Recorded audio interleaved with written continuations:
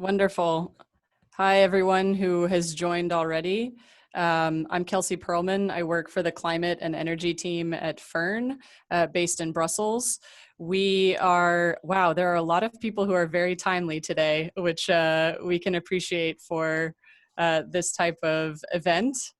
I see the participants number crawling, and I will give it just a minute to see where we end up before starting. So please hold the line.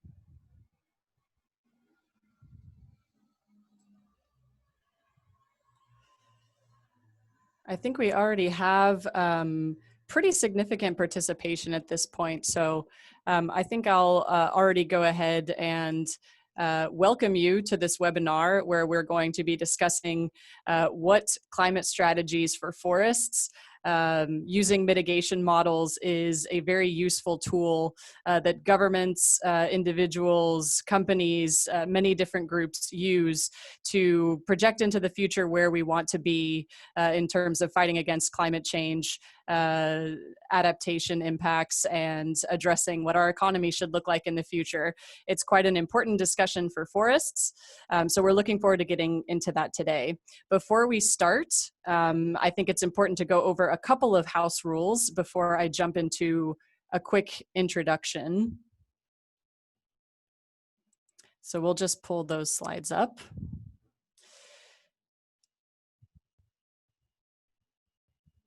Great. Thank you. So just so that everybody is aware, the participants are going to be muted while our panelists are presenting.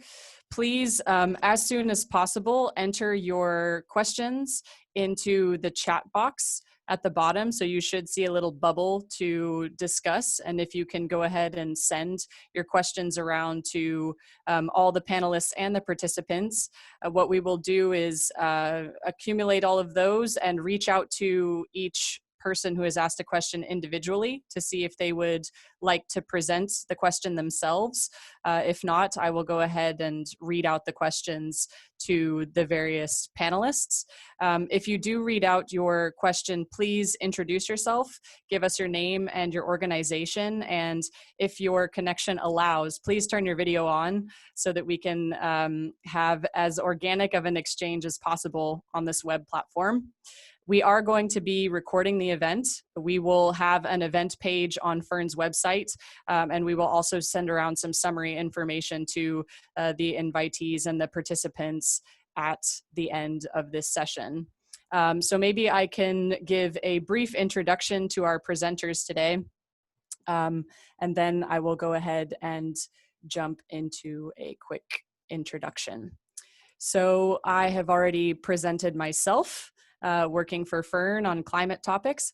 We also have Sebastian Rüter, who is a researcher at the Thunen Institute and has a specialty in greenhouse gas accounting for wood. He will be presenting on the Climewood 2030 study that some of you may have seen.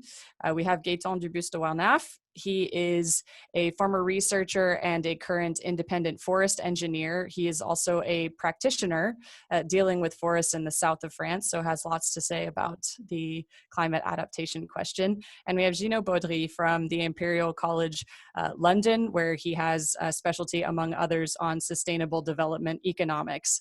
So many of our great presenters have lots of things to share today about the question of the future strategy for forests, and I will do a very quick framing of the discussion today before I turn the floor over to Sebastian. So if we could turn over to the first slide. Yes, so we're talking about the future strategies of forests. It's quite an interesting discussion because we need to look at the state of where we are going in the short term and think about where we want to end up in the long term in terms of climate mitigation, of course, which is a central concern for many stakeholders, but also as it concerns addressing questions of biodiversity, also as it relates to questions of the development of the sector itself for production of wood products and food and materials. And so that means we need to take a look at the short-term trends that we have now and compare them to where we want to end up in the future. Next slide, please. So as it relates to climate mitigation, the current trends that we have up to the next 5 years are quite worrying. Member states have already come forward with their vision of the next 5 years through national accounting plans, which lays out how they plan to account for the transition of their forests over time. And when looking across all of those plans across the European Union, what we see is an envisaged decline of the forest sink of around 20%, which is obviously very different to the long-term strategies that many envisage of increasing the sequestration and the resilience of our forests over the long term. Next slide.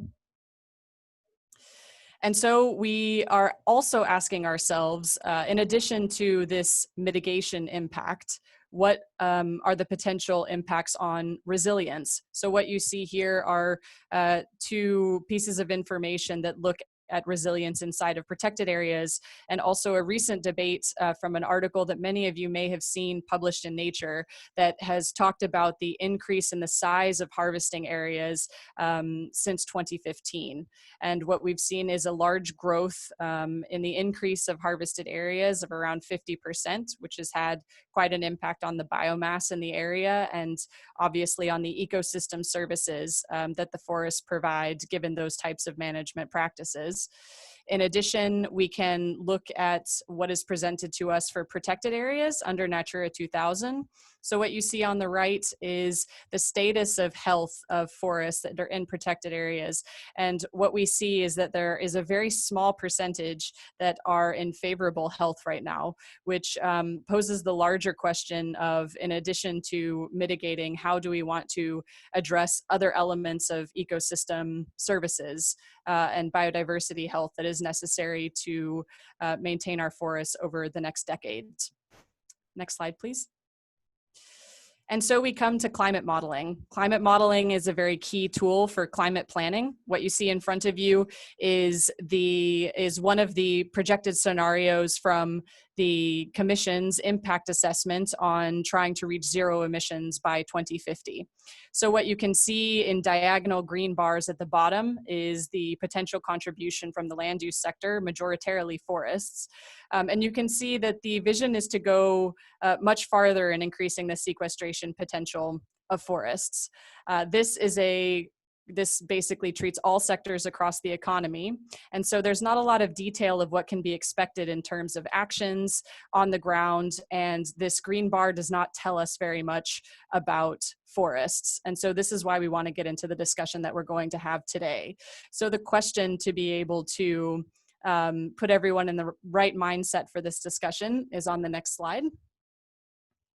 Oh, no, it's not. This is basically to talk about sort of what are the other things that are important in addition to climate change mitigation. So the difficulty whenever we talk about modeling is that we cannot only be talking about CO2 when we look at the forests.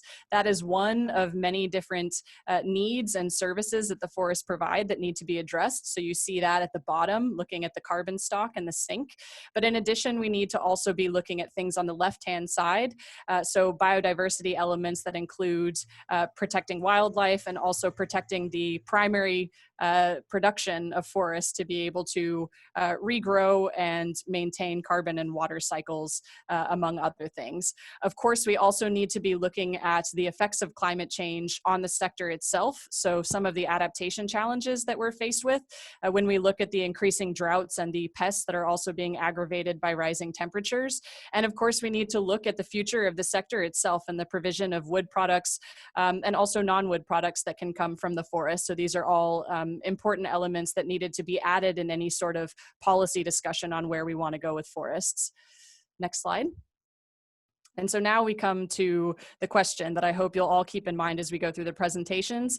How do we increase the role of forests to mitigate climate change while simultaneously keeping in our minds how we can address the ecological services and the ecological boundaries of forests while also transforming the sector for the future? So these are some of the points that we will take into account in listening to our speakers. And with that, maybe I will just add, in between presentations, we will have 5 minutes to have clarification questions. So please add your questions in the chat as of now, and I will go ahead and turn it over to Sebastian for the first presentation. Thank you.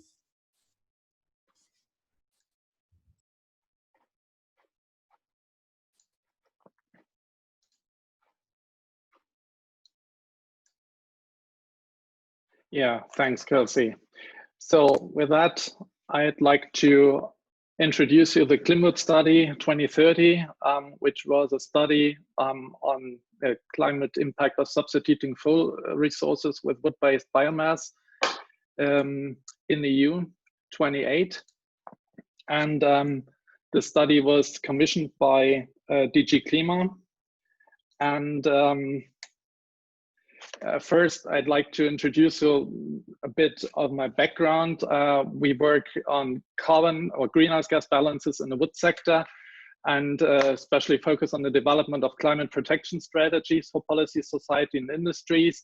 And with that, we participate in climate talks on one hand, work for IPCC, being involved in the preparation of guidelines on house wood products.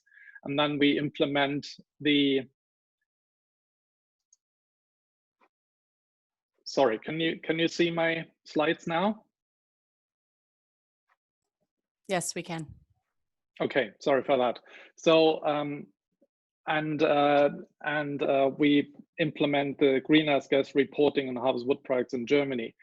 On the other hand, we focus on calculating LCA, life cycle assessment results for harvest wood products, in the context of their use in the sustainable building assessment. And with that, we provide average representative LCA data to the governmental LCA database, which is then used for assessing sustainability of buildings in Germany.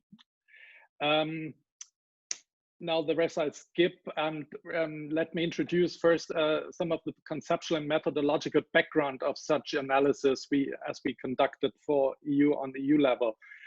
Here you see a scheme of the greenhouse gas balance of the forest-based sector, and we actually can differentiate between 4 greenhouse gas relevant impact mechanisms. The first 2 are on the biogenic carbon storage issue, which is the biogenic carbon stock in forests, and of course in the subsequent let's say processing chain of timber. We also see that due to the material use of wood, we prolong the storage effect in harvested wood products. So the carbon stock in harvested wood products also to be considered when assessing the overall greenhouse gas impact of the sector.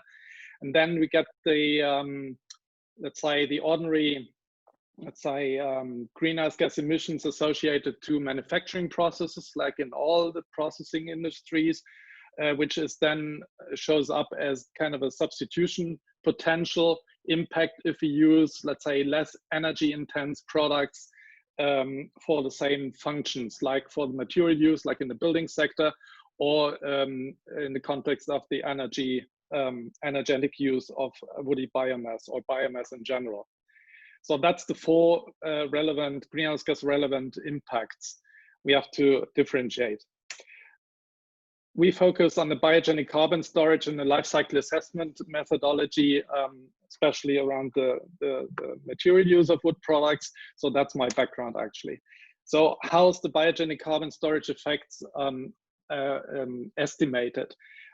Basis for all these estimates are the guidelines provided by the Intergovernmental Panel on Climate Change, with their focus to provide methods for the annual greenhouse gas reports of countries or parties of the United Nations Framework on Climate Change, and forests and harvested wood products. So the reference is actually here to apply IPCC methods on national scale. When we look at the, let's say, fossil fuel impact of the use of wood products, for example, we have to look more in detail and apply life cycle assessment methodologies. And here it's quite crucial to apply, let's say, standard compliant LCA methods when we compare different product systems along their entire life cycle. And yeah, that's quite crucial. And here we see that, especially in the context of the use of resources in the building sector, some standards have been provided about like 10 years ago, and to make sure that we only compare the functional equivalent product systems. So that's a key requirement. So not in order to compare apples with pears. And these kind of LCA results are only representative then, of course, for these selected functional units, like, for example, doors or windows or wooden buildings.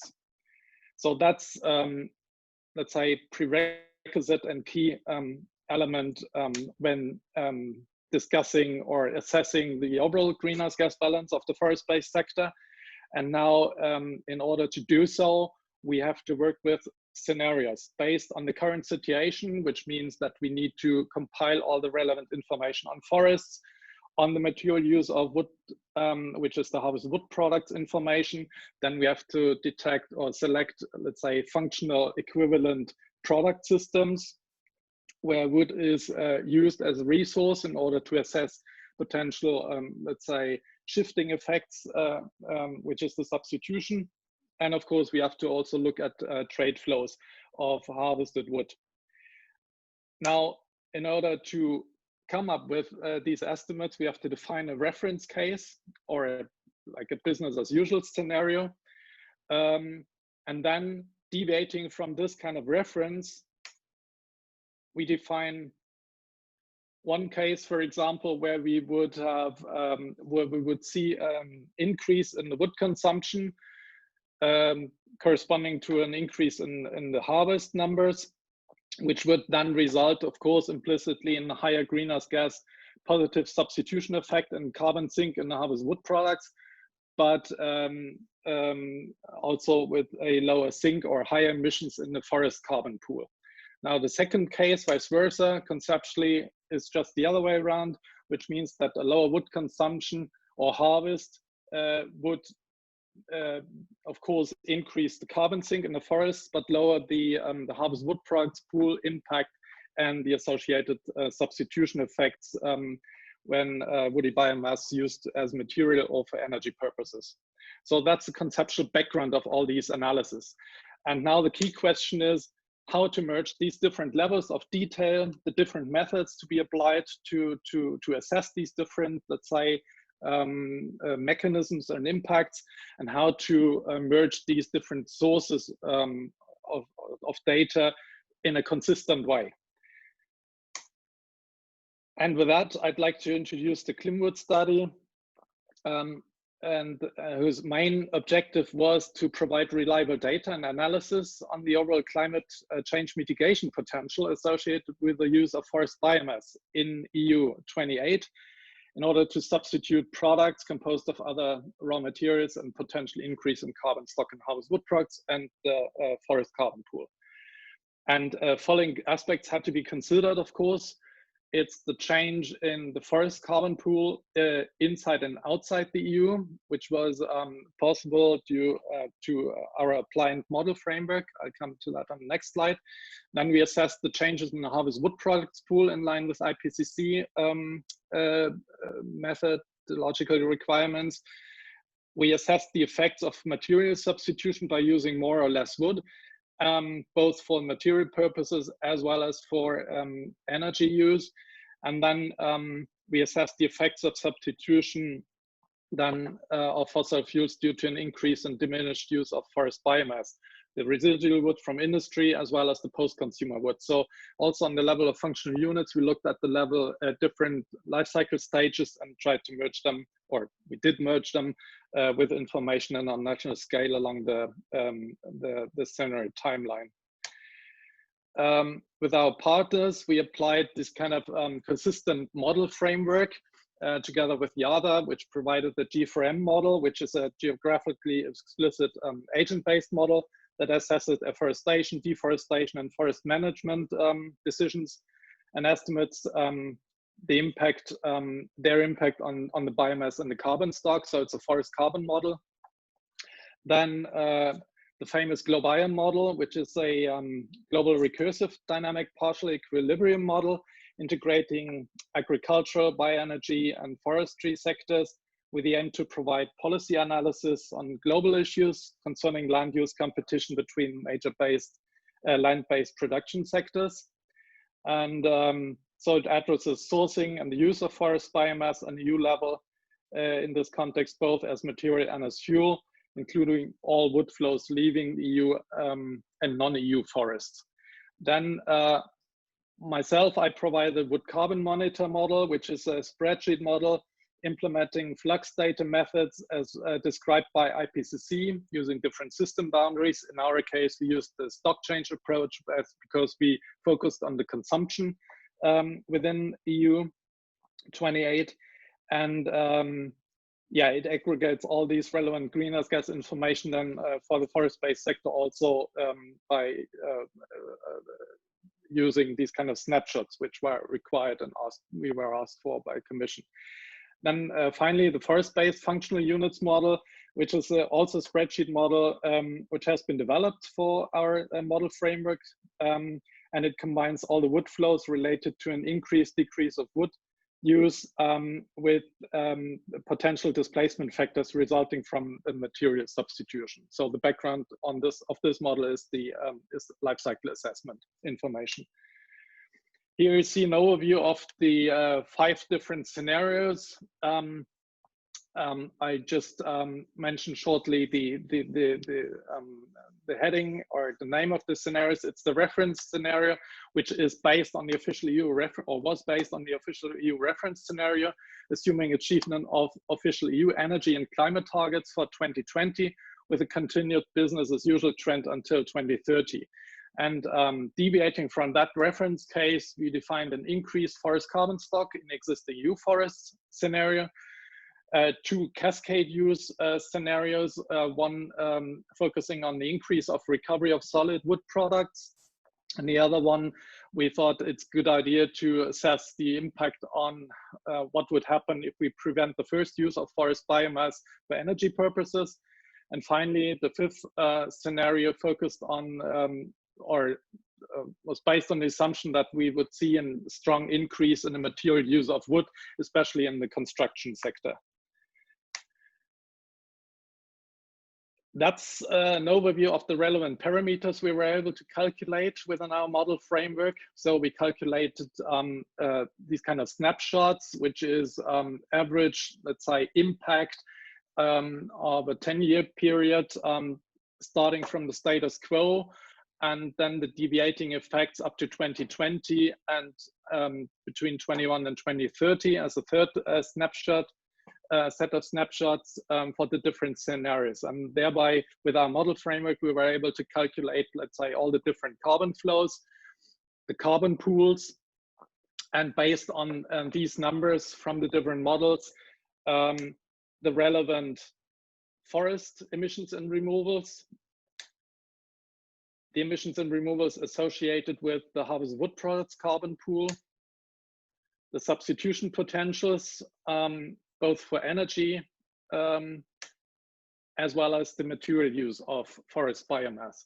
So that's actually the 4 greenhouse gas relevant mechanisms and impacts I introduced to you on the first slide. So that's actually the snapshots, and here you see how it looked like calculating the absolute values based on the status quo and historic information for EU 28. thereby we were able to calculate a reference scenario based on this Klimwood reference case.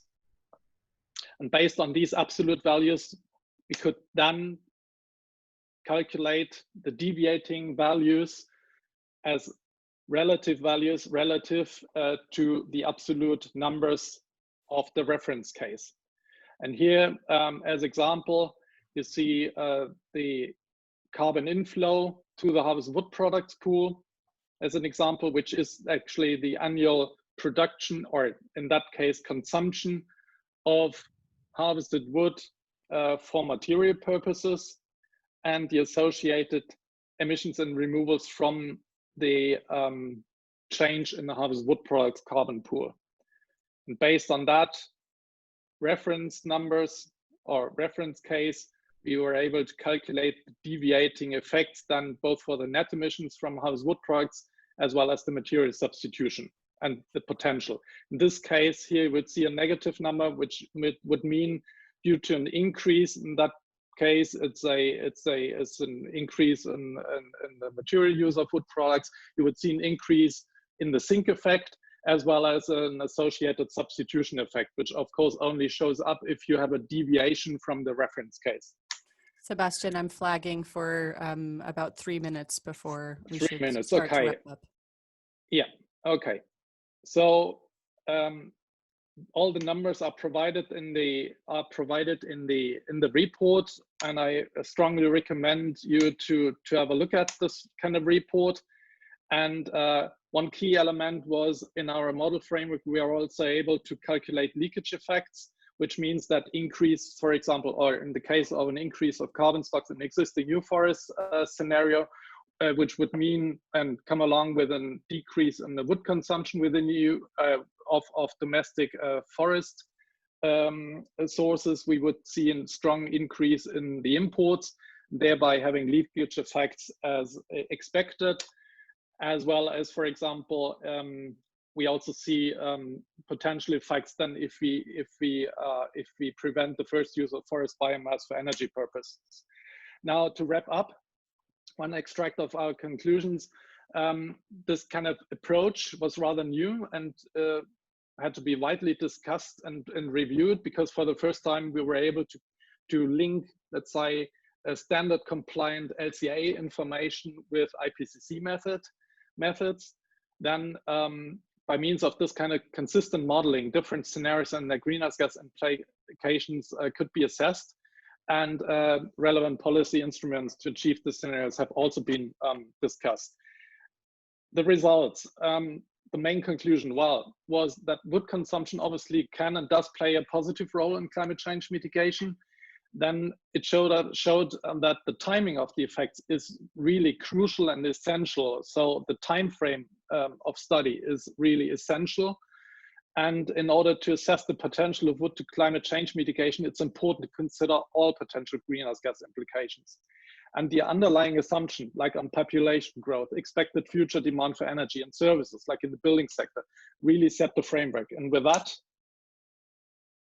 that means that the functional equivalence of the scenarios and the selection of reference case is essential, but also the stumbling block, which means that if we foresee a growth in population and with a specific, let's say, standard of living in terms of demand for resources, of course, this sets the reference. And another, let's say, challenge would be to link the LCA data, like on the level of functional units, with market information and assumptions on the market developments and the relevant statistics.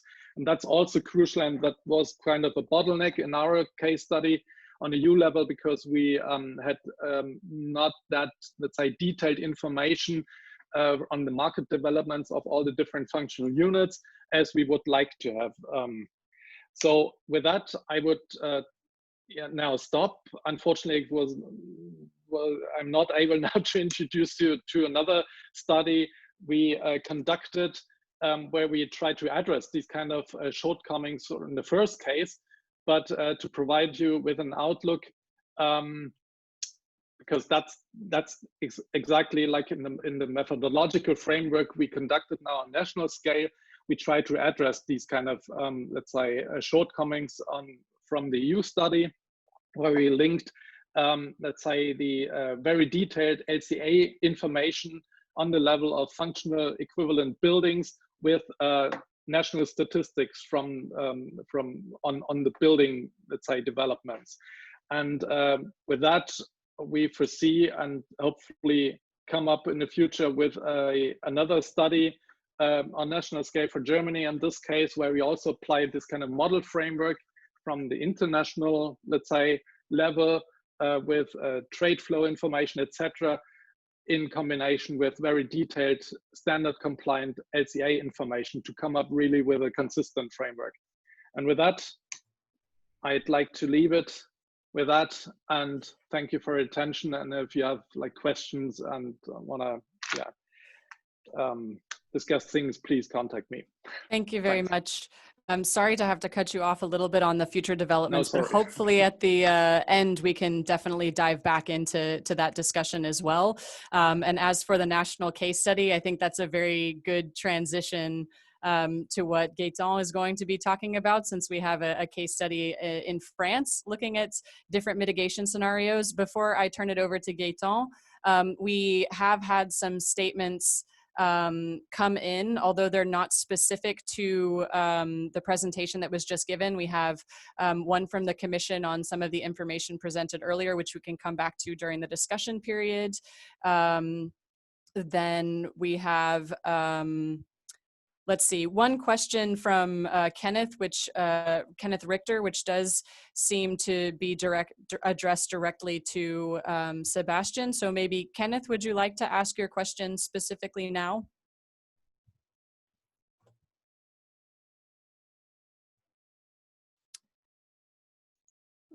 We cannot hear you.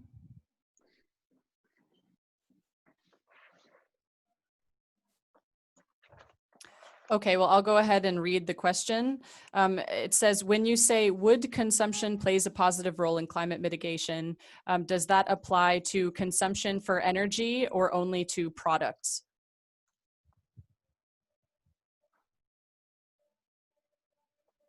Well, wood consumption in general relates to both the material as well as the energy use, but that's a question on what context now this question was raised. But when I spoke of the wood consumption, it was meant both the material as well as the energy use, of course. Okay.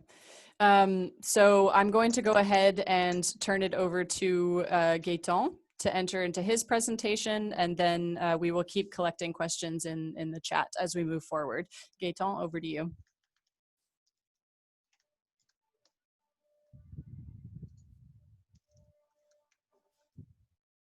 Okay, thank you. Do you see my presentation? Oh, sorry, it's not the beginning.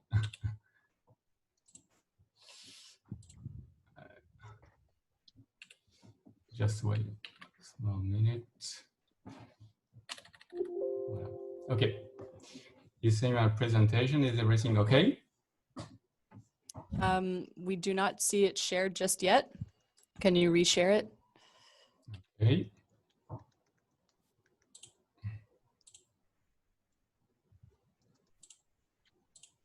Perfect.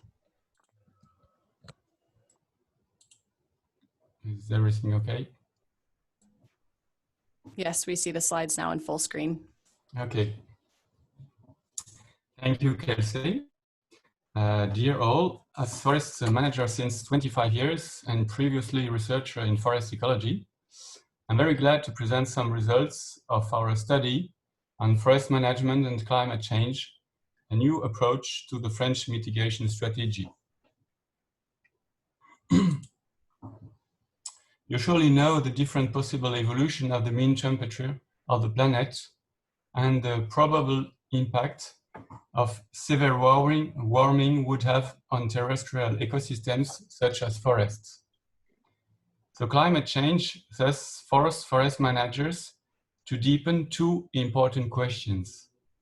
First, how will our forests react to climate change? And second, given that forests are carbon sinks, how can we optimize their role in mitigation of climate change? Actually, strategies on this subject are strongly discussed in France, with the national low carbon strategy assuming that a high increase in wood harvest could benefit to the climate. So the Fern and canopy study starts with a literature analysis, then defines clear scenarios to be tested, calculate their mitigation potential, and concludes with strategic advice based on these results. Given the general cycle of forest carbon, mitigation by forest and wood is based on 4 tools. Carbon storage in ecosystems, living and dead biomass and soils, which directly depends on biophysical laws interacting with human choices in managed forests. Carbon stocks in wood products, which depends on political choices and social behavior, and substitution of non-wood materials and energy for wood, which can reduce global CO2 emissions by avoiding emission. Quantifying substitution benefits needs complex calculations, integrating multiple variables, and using the displacement factor concept. For example, when replacing fossil fuel by wood, the potential benefit depends on the CO2 emitted by production, transport, and combustion of both materials. So replacing natural gas by wood coming from far will probably have a negative climate impact. To calculate the mitigation potential of different wood harvest intensities, we must define a common strategy to isolate the harvest intensity variable.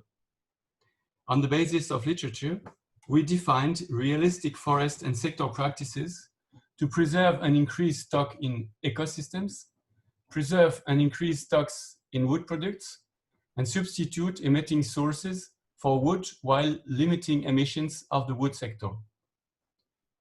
We also fixed essential hypotheses concerning forest area, annual production, and mortality in order to isolate the variable to be tested, harvest in stems, in branches, and in dead trees.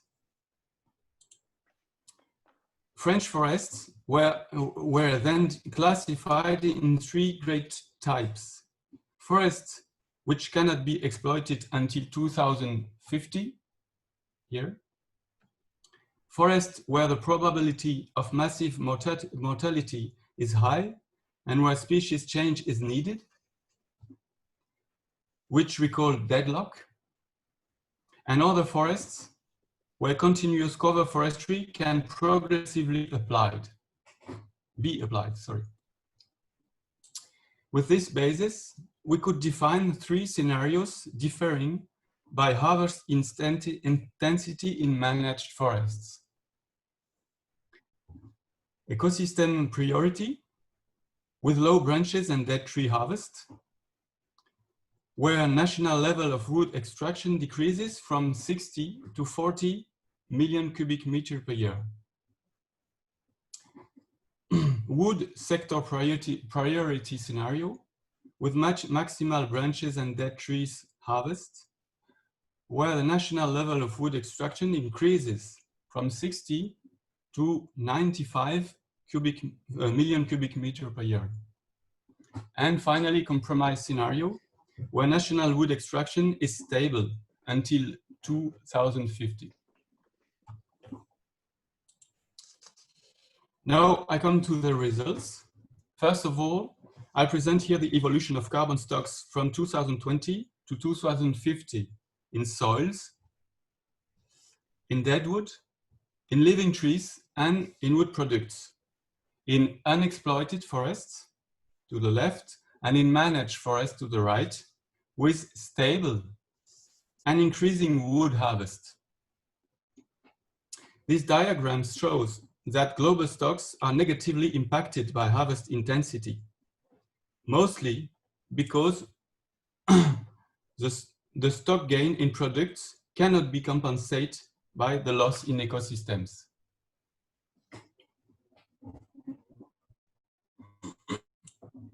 The second result I want to present here is a comparison of carbon stock evolution between two management practices: clear cut and plantations, chosen in deadlock context to the left, and harvest and regeneration in continuous cover forestry to the right. Cutting and replacement creates actually a net CO2 emission, while continuous cover forestry creates a net gain, even without considering benefits of continuous cover forestry on carbon stocks in soils.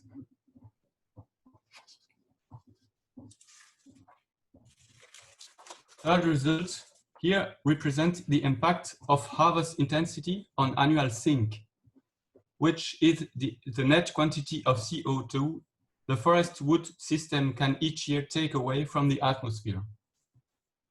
In each situation, the sink will decrease by 2050, but the decrease will be higher if we increase wood harvest in France. Other recent studies even show higher decrease than we present here. So again, the gain in wood products does not compensate decrease in ecosystem sink. Now, if we have a look on the global effect of increasing harvest in the context of slow mortality increase and of rapid mortality increase in France, considering stocks in ecosystems and in products, as well as substitution benefits, we show that substitution reduces differences between scenarios without reversing climatic effects.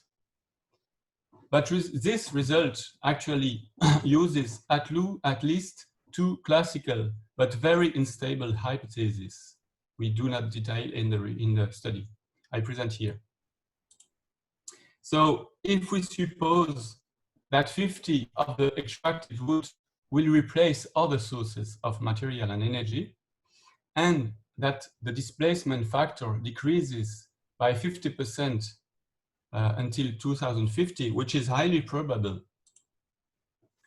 then harvest increase has a strong effect on the global mitigation potential of the forest wood system. So regardless of mortality evolution, the overall climatic effect of the forest wood system is better with low wood extraction, even when substitution benefits are added. But forest management strategies cannot be analyzed only by the carbon metrics. This study also estimates the impacts of increasing wood harvest on soil fertility and on soil biodiversity. As first indicator of threatened species in forests, large deadwood volume would significantly decrease in the intensive scenario, leading to biodiversity degradation, and would increase in our compromise strategy, leading to a possible improvement of biodiversity.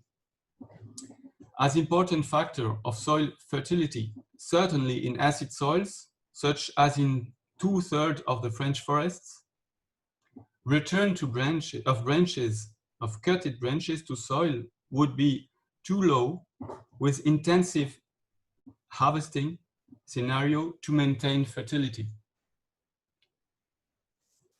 So as a consequence, the French so-called low carbon strategy, with its 70% increase in wood extraction by 2050, would induce a strong risk of degradation in biodiversity and soil fertility.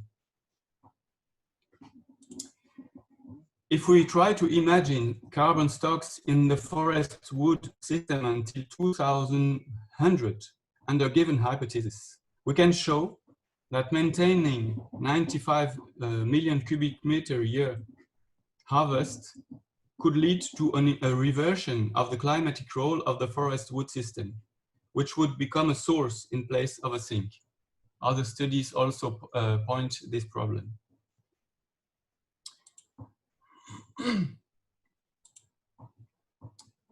So I come to some key takeaway messages concerning forest management and climate change. First, the study shows that ecosystem storage has the highest efficiency in forest mitigation tools.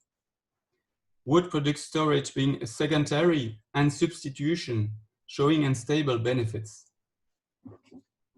We show that in France, even in continuous cover forestry, if continuous cover forestry is progressively applied, increasing harvest will force strong investment in road equipment and owner grouping, while decreasing substitution benefits per cubic meter. It will decrease stocks and sink of the forest wood system, loss which cannot be compensated by substitution, regardless of mortality evolution. It will threaten forest sustainability, fertility, biodiversity, and stand stability. So we advise to maintain in France the current harvest levels, with combining 25% of the area without wood extraction, plus 3 to 7% of the area replaced by new species, by plantation, and the rest in continuous cover forestry. Increasing forest health local monitoring to base silviculture on resilience focused on local species and genetics. We advise to limit branches and dead tree harvests with no root extraction. And finally, we advise to increase carbon efficiency of the forest sector at all levels, to increase wood use hierarchy, and to exclude energy dedicated forestry. Finally, the study is a reminder for governments, NGOs, and forest managers that we must balance many factors when considering a strategy for forests, including wood harvest, biodiversity, and climate change. Our model has sustainable management and biodiversity consideration as well as CO2. But forestry is too complex to be reduced to a CO2 matrix, and this study attempts to take projections a step further. It recognizes the importance to build a strategy stemming from the field realities in a democratic way and with all local actors. We believe that proceeding this way is the best we can to reconcile the needs of society and its natural environment. Thank you. Thanks very much, Gaëtan.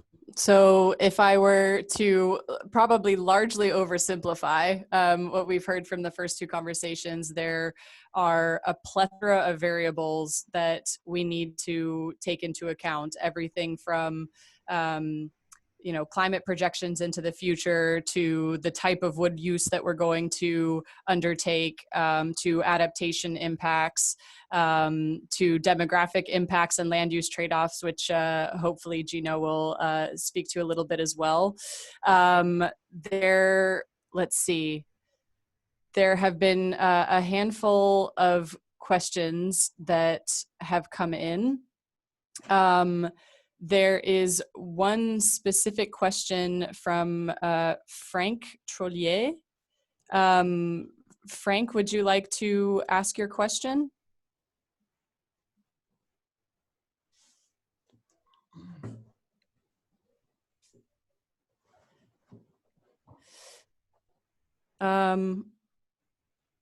Okay.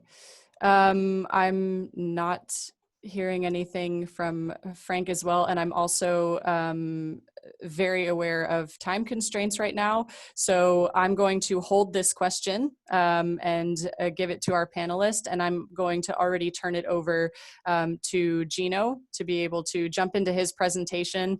And then hopefully we can work to address all of these questions in the last section of our conference. So Gino, turning it over to you.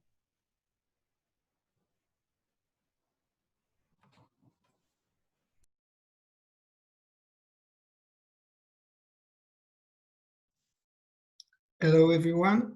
Please, can you enable me to share my screen, please?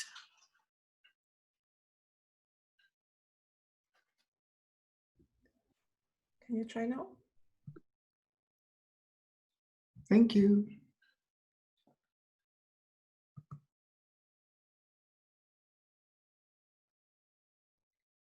Can you all see my screen? Yes. Yes, it's okay. Thank you. So thank you, everyone, for listening to our presentation. As you will see, mine is highly complementary to what has been presented before. So I will present you the preliminary results of the European calculator model we developed with a couple of universities for the European Union in the context of an Horizon 2020 project. And we'll have a focus on the land use change and forestry modeling framework that I developed. So first, I will briefly present what the calculator is and what is different compared a conventional scientific model. Then we will study a bit more the LULUCF part, and then we can see some pathways that we can explore regarding forestry management. So first, what is a calculator? So the calculator is a scientific-based model, but that can be provided at 3 levels of complexity. So the first one that I show is for education. This is the one who has been developed for Belgium. So you can see that you can play with a couple of levers, and based on those levers, it will change the landscape of the city and also on the countryside. Like, for example, what if I use more wind power? What if I travel less? What if I use alternative energies? And in real time, you will see the impact in terms of GHG emission on the right of your screen and the landscape changing. So this is the first level of complexity that is used for schools, or the lowest level of knowledge about climate change. And the idea is to be holistic. So of course, forest is a part of it, but the main point is to have together everything about the behavior, the technology, or the practices shifts. The second level of complexity is the one that we want to use for decision making. So here you have also a set of levers that you can trigger to see how the future can be shaped regarding the shift of several technologies, practices, and again, lifestyles. And the third one is at the research level. Then you can have a really precise scope of every feature of the model. So if I go back to education, for example, you can play with, I want bioenergy. If you go in the expert level, you can directly say, I want this amount, this nominal capacity for example, HVO biodiesel. I want to set this load factor. I want to use this or this kind of feedstock. And even you can choose whether you use or you buy produced some byproducts like Bionaffe, biopropane, or if you don't use it, for example, because the market is not offering a good price for your byproduct, so you cannot valorize it.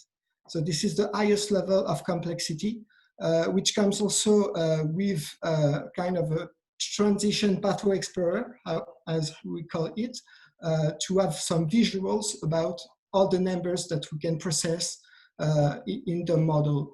So basically here you can see the deployment of ethanol, the load factor, the key numbers, and for each pathway you will set, you have the references to know on which references your scenario is based. So these are the different level of complexity you can have in our calculator model.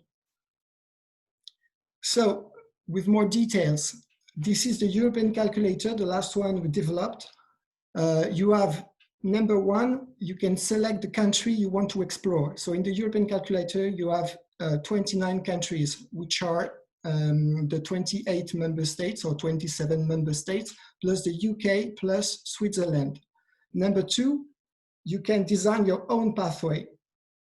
So as I said, a pathway will be the sum of all the shifts you will consider in terms of behavior, in terms of technology, in terms of practices shift. Number three, you can explore all the sustainability impacts about the pathway you are designing. So it can be emissions by type of GHG emissions, energy consumption or energy sustainability impacts. And you can also check the sectoral level, see everything that is happening in the transport sector, in the building sector, etc., and so on and so on.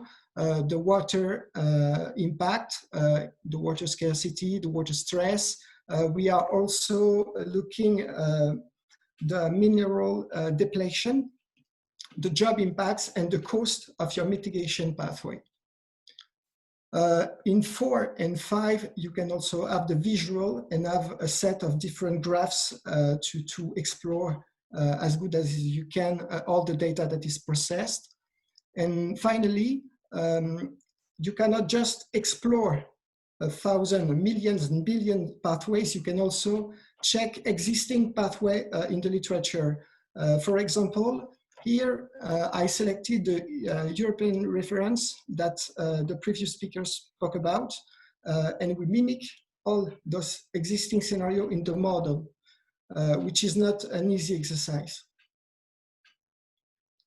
For each kind of hypothesis we have in these levels, in these shifts, we provide you the context for Europe, which kind of ambition level we can set, and also the references that are behind those assumptions. And you can also download the technical documentation of the whole model of all sectors. And what I should say is that the model is 100% open source, open access, and any data, any parameter is downloadable and transparent. So if I look more into LULUCF issues, so in the model, basically, if I sum up, you can play with those things, which are, do we shift from a fossil-based society to a bio-based society? How the diet shift can affect also all the land use change part? Do we choose for supply to intensify and maybe do some land sparing, or do we choose agroecology, for example, and do land sharing? Also, we have more advanced technology that deployment is kind of uncertain. For example, for the livestock diet, should we keep the same, or will we have some new technologies like insect farming or microalgae biodiesel that can co-produce feed for livestock? All those kind of things you can explore. And also for the land management and forestry management, if ever we can spare land, what do we do with those lands? And also in terms of land transition dynamics, which land is becoming what, and how we can optimize the land dynamics. So briefly, this is a map where calculators have already been developed all over the years. The first one has been developed in the UK in 2009 to develop the carbon plan of the country. We also have regional one, so the European calculator I'm presenting, one for the Southeast Europe, and then the global calculator that is just having one country, which is the world. And also you can see the trajectory we can have at the global scale. Oh, sorry. I just wanted to present briefly the colleagues who worked on the European calculator, because the model is holistic, and of course I couldn't do everything myself. So these are the partners who all worked on the European calculator development. Then the LULUCF implication of future mitigation pathway. So mitigation is under brackets because the calculators are agnostic. There is no obligation of mitigating pathway. You can also compute what a bad behavior or what a bad turn of event could happen in terms of GHG emissions. So briefly, these are the levers that will affect land use, LULUCF, sorry. So you have a lot of things that will have direct impact. So for example, calories that you will consume, the type of diet you will have. Do we use more or less paper for packaging, for example? How will we transport ourselves? How will we build our home? And a lot of things like also manufacturing. Will we still use fossil-based material or will we switch towards biomass? So these are the direct impacts. And then you will have the indirect impacts, like for example, the occupancy of cars. It can be also how many square meters you need as a home that can indirectly affect the wood you need at the end. So all of those kind of dynamics are modeled. And these are others that are more direct. So the set of levers that is on the left was the one I was responsible for, with the exception of biodiversity. So basically, this is the supply in terms of agriculture, like climate smart crop production, livestock production, bioenergy capacity, what I call alternative protein sources, insect farming and microalgae development. Forestry practices will be changed for climate smart forestry, land management, and the hierarchy for biomass end uses means, as it has been said just before, how do we use the biomass? So it's not just forestry biomass, but it is also forestry biomass. So do we burn directly the wood? Do we use the wood to make a table and then to recycle the table? And then when you cannot recycle at all, then you burn the material. So this is what is covered here. And of course, you have macroeconomics variables that are critical, like the population, urban population share, and of course, the self-sufficiency to be able to track the leakages in terms of GHG emissions. Also, I wanted to highlight quickly the climate smart agriculture because we are speaking about forests, but we also speak about agroforestry. So basically, the model covers everything that is in between full intensification with the highest, let's say, ambitious scenario in terms of intensification in the FAO. And at the opposite, you have 100% agroecology, which is the scenario developed in France by the IDRI. And you can go everything in between. So as I said, the model is agnostic. So we don't force any user to say, I want to intensify and do land sparing, or I want to extensify and do land sharing. And you have in the middle all the parameters that you can play with. For now, agroforestry is about 9% of the agricultural land covering. The model can cover from 0%, assuming you intensify and you don't want to do agroforestry at all, to the highest level of ambition, which is systematically every agricultural land is under agroforestry. So basically the level setting, I need to specify that, is divided in four levels, sorry, with one being current trends or worse,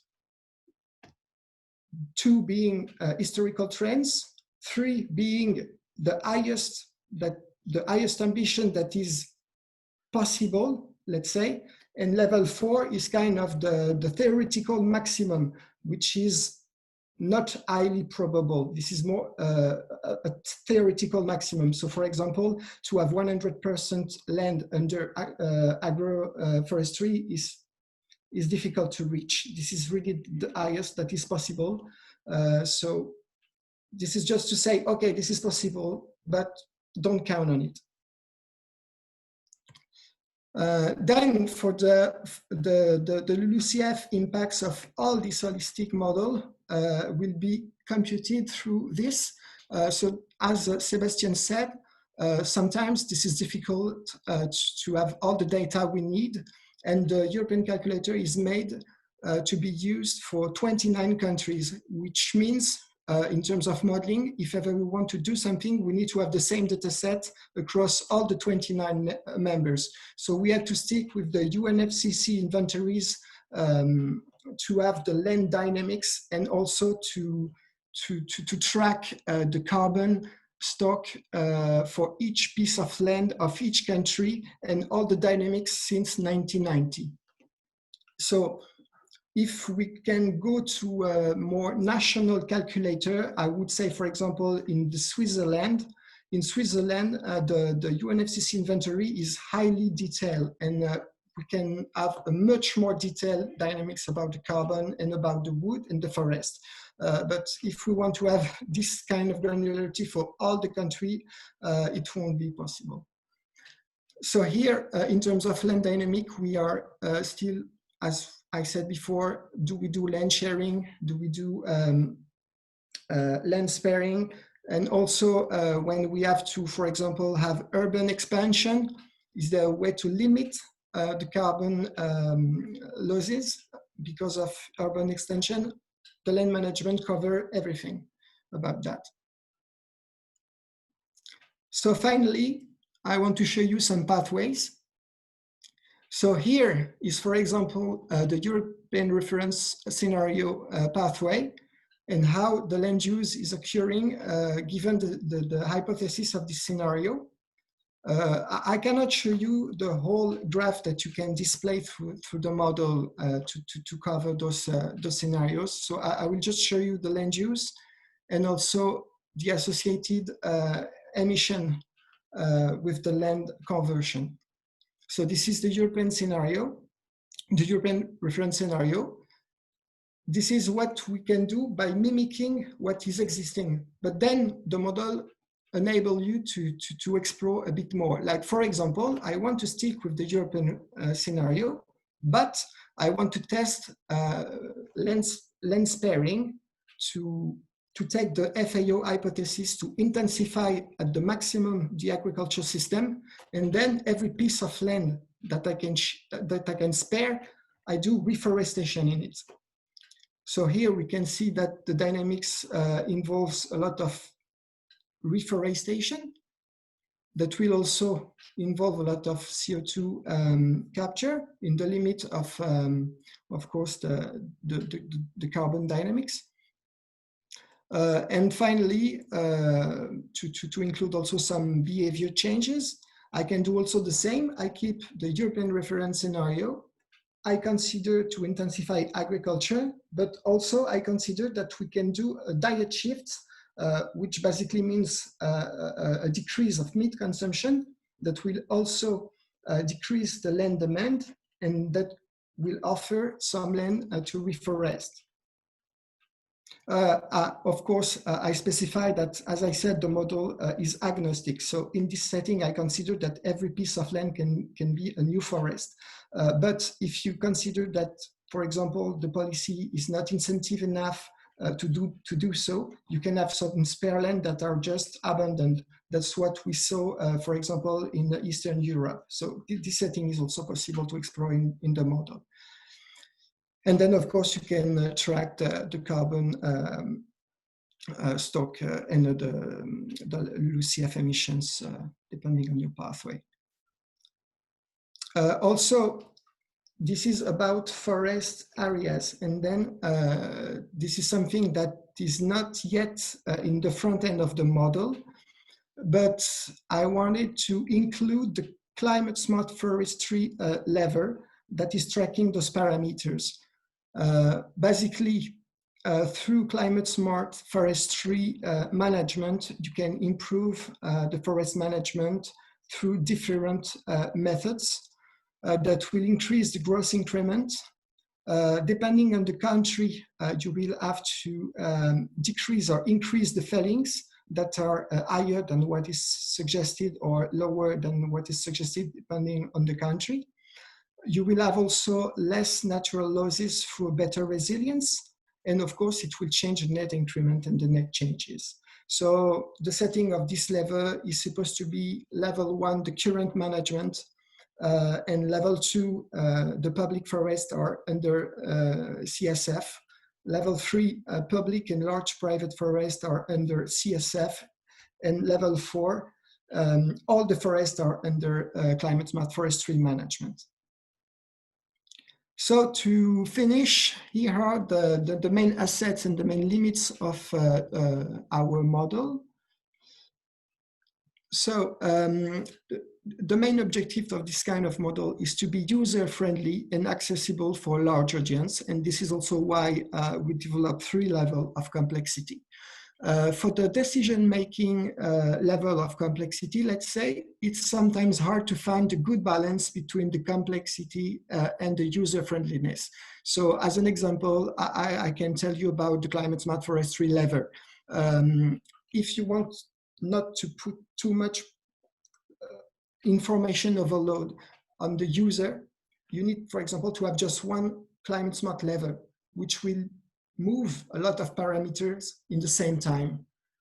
So this is more friendly, but the other way around, this is not really precise because usually you need to do everything in the same direction. So either you do everything good or you do everything bad, and you cannot really cover the situation between black and white, let's say. Gino, just flagging that we should wrap up shortly for Q&A.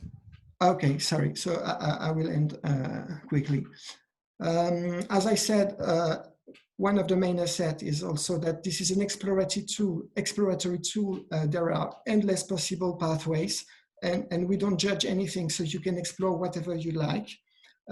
Contrary to other models, there is no optimization. We try to be holistic because everything is contextual. You cannot measure absolutely the effect of something. This is a system dynamics. And in this model, we try really to cover all those drivers of this system dynamics, which are lifestyles, technology, and practices shift. And to go more quickly, I would say, I just want to speak about a huge limit we had. Is that we underestimated a lot the software issues. We were not really aware that we were developing a huge software, and in the model we can still find glitches, and debugging this model that has been developed by like 9 different partners. It's not fast to correct any glitch or a bug that we found in the model. That is a huge limit. But as I want to conclude, this was a huge work that has been done from scratch in only 3 years.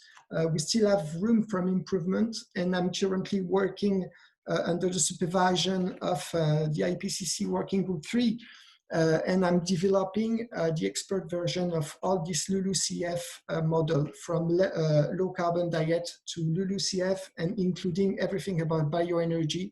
And just for this, this sector, I have more than 200 levers you can play with to display any possible pathway, mitigation pathway for this sector in Europe. Thank you very much. Thanks so much. So we have been inundated with questions. I would suggest that for a certain amount of them, it's definitely worth following up after the fact. So we're trying to bundle some questions in the remaining time that we have, starting with 2 questions that would be for Gaëtan. The first one is actually coming from another panelist, Sebastian, on displacement factors. Sebastian, would you like to present your question? Yes, my question was actually on how the displacement factors applied for this study have been derived. Since from my understanding, displacement factors are results already from standard compliant LCA assessments, comparison of different selected functional units. And in order to scale them up on national scale to come up with an overall sector analysis, these factors could only be linked to these, let's say, woody amounts or wood amounts associated with these functional units. In our study, especially on national scale, we detected that like more than half of the wood consumption is also used in these kind of substitutes of wood products, which means there is no substitution effect at all, which means that linking displacement factor with harvest or whatever doesn't make sense at all. Yeah, okay. In our study, we used the displacement factors which are used by Belhassen and Belhassen in 2017.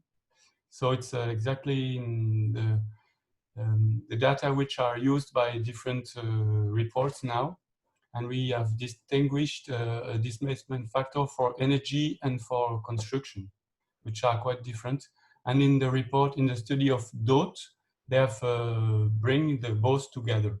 So there are different approaches, but we found the best for us was to distinguish both and to use the last data which are recognized for France, for the actual reality of the sector in France, which are given from by Belhassen. Great. Just one.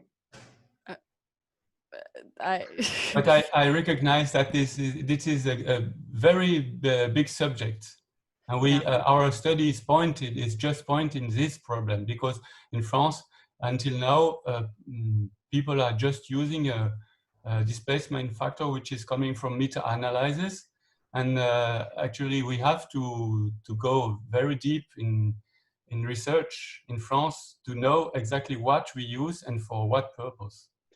Yeah, but I would just say, because the wood substitution discussion is a long one, and we have had also other questions related to that in the chat. Crucial to all the results. Definitely. Yes, yes, surely.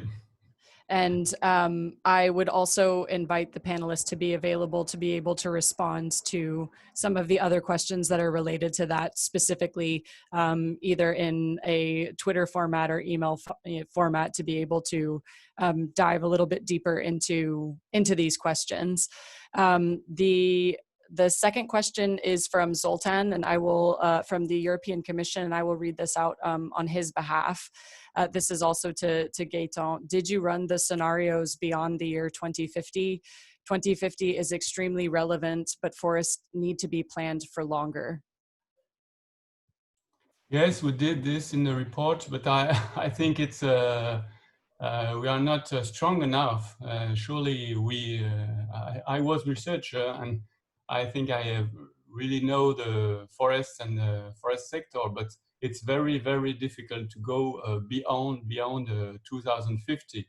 So, and I already know that we are facing a climatic change, and the priority is to make good decisions in the decades which are now coming. I mean, 10, 20, and 30 decades, and we will actually see the results in 100 years. But it's the priority is to face now the problems we know, and based on the scenarios we can really calculate. It's very difficult. So, and I can answer to another question which is really linked.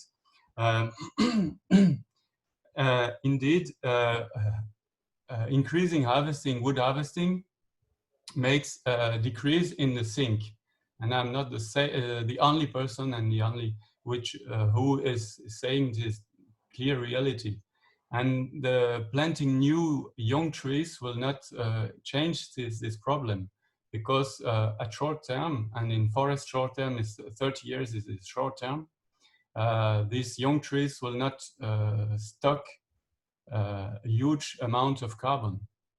So we have now a stock of carbon, and to cut this carbon stock and plant young trees which are relatively not relevant for carbon sink is not a good decision. Thanks for that input. I see that there's another question from Prashenda Satyal from Global Forest Policy Coordinator at BirdLife. Would you like to present your question, Prashendra?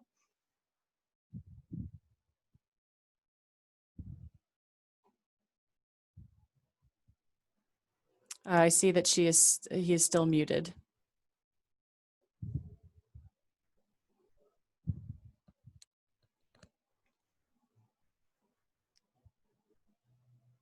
Okay. Oh, here we go. Great.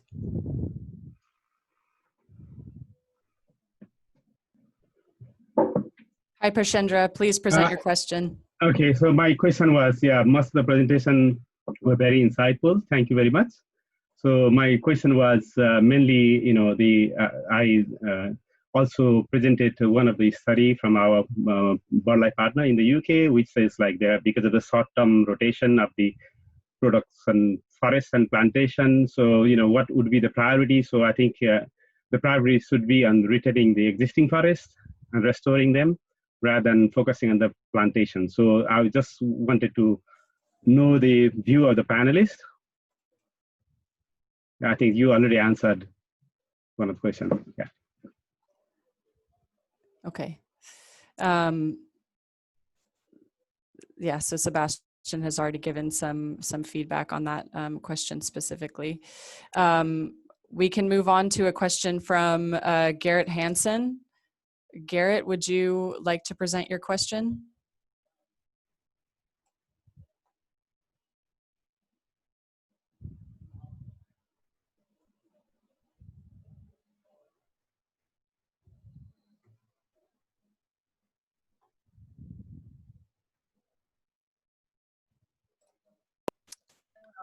Okay, yes. Now I can. Sorry, I just texted because I thought like we were all muted anyway. Yeah, I think the question you wanted me to present was the one about whether and how climate change impacts, future climate change impacts are actually being accounted for in the forestry models that underlie the studies that you presented. And that question kind of goes to all of the presenters.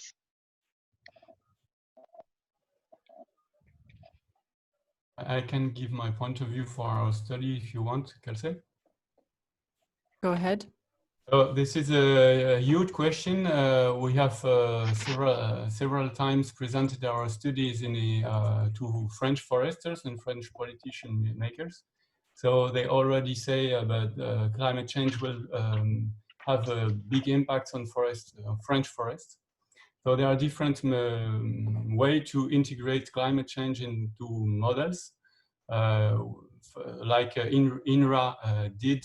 You can simulate severe problems, insects or drought or fires, or you can use, as we did, an increase in the rate of mortality, a geometrical increase, so a high and regular increase in the rate of mortality. And we used two different evolution of mortality rates. One was if we suppose small climatic change, like in positive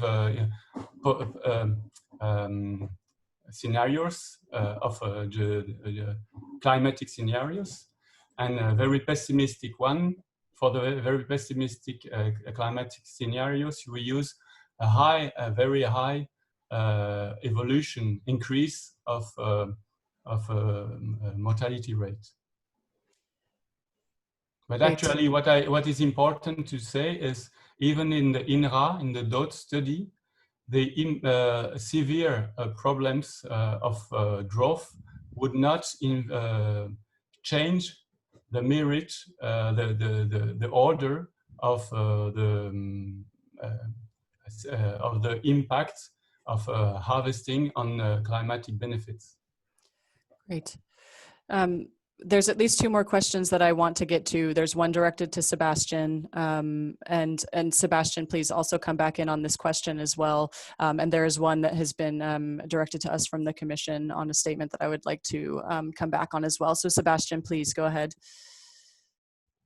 Yeah, on the question whether climate impact has been included for the Klimwood study, it has not been included. Since the reference we defined is linked to the EU reference scenario, and which means that in our forecast or reference business as usual scenario, any deviation in terms of natural disturbances, etc., is not included. It's implicitly included only from this kind of background level from the historic data, but there are no deviations from that. So in the forest growth model, as I got the information from Niklas attending here as well from YASA, it's not included. And in terms of calculating different scenarios deviating from the reference case, it should not be included, because that would mean that the scenarios are not comparable anymore. So that means that either you should only, let's say, deviate in one of the effects along the forest, let's say, the forest-based chain, in order to assess the implications of that kind of driver. But if you change too many drivers, then it's not comparable anymore. It wouldn't make sense at all. Mm-hmm. If you use the same evolution of mortality rates, it does not get distortion. Exactly, but that's the case in the Klimwood case. In the Klimwood study, we had a national study where we also compared, let's say, including different, let's say, climate scenarios from IPCC, and compared those without changing, let's say, the foreground system, which is the forest-based value chain and the calculations there. And there, of course, we see differences in the results, but they are quite obvious, and you can just have a look at those at the IPCC reports. That's just. So I recognize that we're nearing the end of time, but there was an important question that was raised by Florian Claes from the European Commission. The statement that member states project a 20% decrease of their forest sinks is incorrect. This figure comes from the forest management reference levels, which has been elaborated by Fern and member states. Which has been elaborated by member states and reviewed by the Commission with the support of external experts. And we have also been participating in that expert group. And so it's, to summarize, it's basically saying that these forest managed reference levels account for changes in emissions and removals. And so I wanted to come back on that specific point because it is also important to note that this sort of projected activity into the future would be a maximum amount of harvesting that would be allowed without eventually having any sort of penalty associated. Obviously, the baseline level that is set afterwards, you can have credits and debits for going above or underneath that level that is set. So it's important to note that this is in the context of what is allowable from an accounting perspective going forward. So I think that's an important point to note. I also have a question from Sarah, and sorry, I just want to confirm that this question about the EU calc looks great for educational purposes. Where can you access the view on the for Belgium? I could not find it on the EU calc website, so I think that's a specific question for Gino. And then the last one is, could you please go back to the results of the scenario in your table, Sebastian, and explain some of the numbers of the overall results, because I believe that had to be rushed through. So maybe if you can speak in broad terms about the overall results that came out of that study. So I will hand it over to Gino and then to Sebastian. So for the calculators link, what I will do is I will add them in the presentation. I suppose then you can download the presentation and you will have the links to the different calculators that have been made. Wonderful. Sebastian?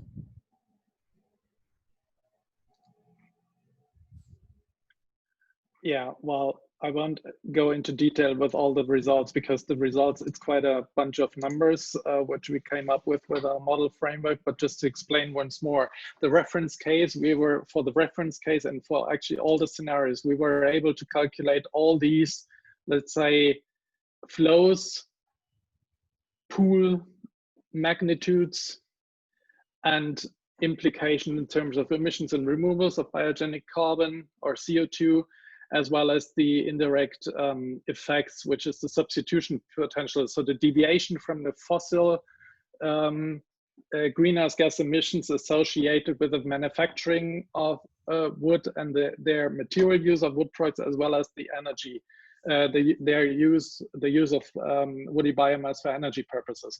So that's all the let's say numbers and parameters we were able to calculate, and only, let's say, these 4 main, let's say, mechanisms which in total make up the overall effect of the forest-based sector were compiled then in the scenario results in these kind of snapshots, where you would see then the forest carbon stock implications of the forests and the forest carbon stock changes, as well as the stock changes in the harvest wood products pool, as well as these indirect effects. Now, the substitution potential, as you see it here in the reference case, you see there is kind of a small star. That's not the substitution effect itself already, but that's the absolute number of the greenhouse gas effect associated with the material and energy use of wood. That's not the substitution, that's the absolute effect. When we speak of substitution, we only mean the deviation from these absolute numbers. These absolute numbers would show up in the greenhouse gas inventories, for example, implicitly in the energy sector, where it's reported the overall emissions associated with the producing of goods and whatever. So only the, let's say, scenarios deviating from the reference case show then a deviation, or show here also in absolute numbers, you see the deviation from the reference case, and that the difference would make then the substitution effect. And here in this compilation, you would see that, of course, if we diminish the use of forests and decrease the harvest rates, that would implicit or immediately have an impact on the forest carbon stocks, which would increase. And due to this less amount available for material and energy use of forest biomass, you would see an increase in emissions due to this substitution. Or let's say conventional products substituting woody products, as well as a decrease in the harvest wood products carbon stock. So it would be a net emission. And so you could go through all these different results, and yeah, if you're interested, I'm happy to be I'm available also bilaterally or via mail if you have more questions on that. And I'm really could only recommend you to have a look at the study itself, which is available here under this link for download. Wonderful. I think that's a good place to leave it. I do encourage all of the participants today to get involved and to reach out to any of our individual participants. There were a lot of questions, which points to the fact that we probably needed another 2 hours to dig into all of the detail that all of these and all the questions that are brought up by the studies that were presented today. So I think that means that it's an important discussion to take forward. We will look to compile all of the questions that our panelists can hopefully respond to following this presentation. The recording will be available, and we will follow up with sort of a summary of the discussion for those that were not available to participate. So with that, I just want to say thank you to all of our panelists for presenting all of these very interesting results of the various studies for the future strategy of forests. And I hope this kicks off a flurry of discussion on the ways to move forward for European forests. So thank you, everybody. Have a good afternoon, and talk to you all very soon.